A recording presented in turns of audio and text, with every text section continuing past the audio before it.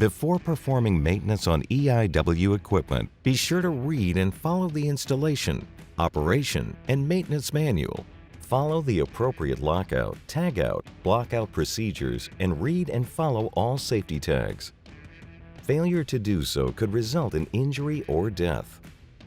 To rebuild an EIW lower bearing, evenly heat the wear sleeve to 250 to 300 degrees and slide it onto the bearing end stubs shaft, ensuring the sleeve touches the step in the shaft. Allow it to cool. Place the clamp plate over the wear sleeve on the bearing end stub shaft. Place the gasket for the clamp plate on the clamp plate. Place a bolt gasket onto the carriage bolt. Insert the carriage bolts through the clamp plate and clamp plate gasket. Brush graphite onto the center shaft seal and the outside of the wear sleeve. Place the shaft seal over the bearing end stub shaft.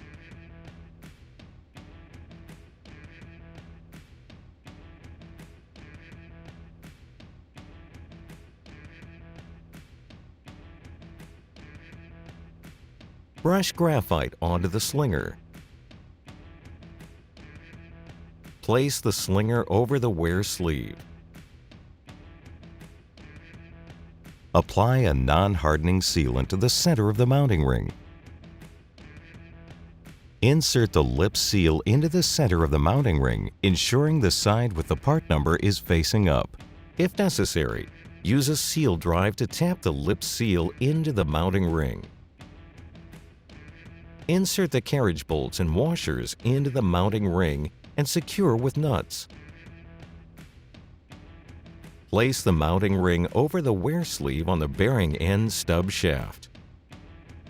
Tighten the carriage bolts securing the clamp plate to the bearing end stub shaft. Remove the nuts from the center of the mounting ring.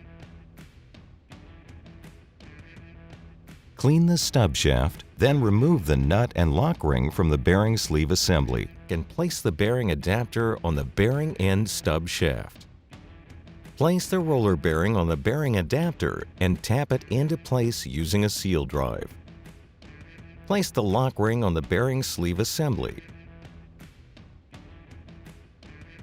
Tighten the lock nut with a spanner wrench to full effort by hand. Then, using a hammer, advance the nut the equivalent of 3 to 4 more lock washer notches until one lock washer tab aligns with the slot in the nut. This should reduce the internal clearance in the bearing by 15 10/1000ths of an inch to 25 10/1000ths of an inch.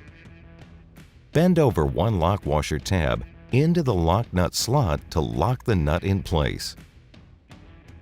Place a gasket on the mounting ring. Ensure the bearing housing is clean and add grease.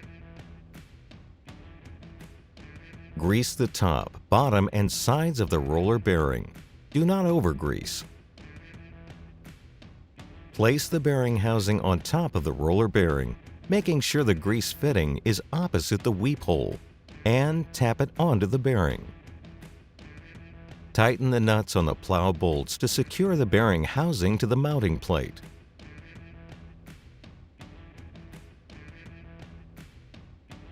Add more grease to the roller bearing via the grease fitting. For more information, please contact Eagle Iron Works.